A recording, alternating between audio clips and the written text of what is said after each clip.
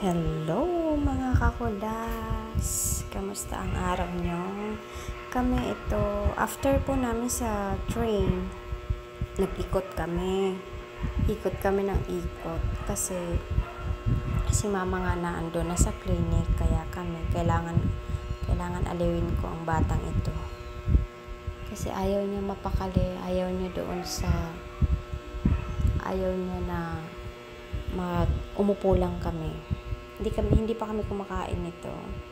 Nasa mga alas 12 na siguro ito siya. Tapos naghihintay kami. Tapos pabalik-balik lang kami, padaan-daan doon sa clinic.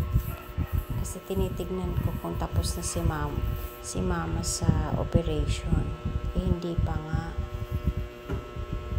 Kaya ito, inaalip siya. Paakit-akit kami ng escalator, elevator, sa ground floor, second floor, third floor. Paikot-ikot. Basta ikot kami ng ikot. Napagod na ako sa kanya. Nagrereklamo na ako. Anak, pagod na ako. Hindi ka pa pagod. Kasi doon sa loob ng clinic, may pinakapaborito siya doon na spot.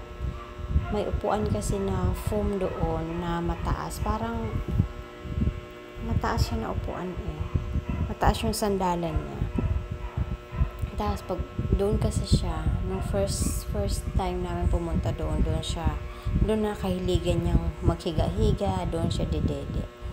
Ang nangyari kasi madaming customer, syempre madaming client, hindi naman siya makaporma, alam naman paalisin ko, nakakahiya naman yun.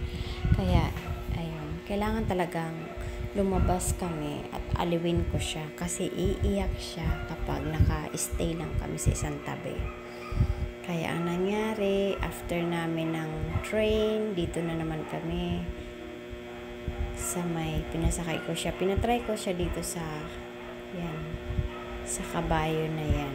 Naka-isang token lang naman siya dyan kasi 200 minutes din yan. Kaya maraming salamat po. Paki-subscribe po ang small channel, Nicolas.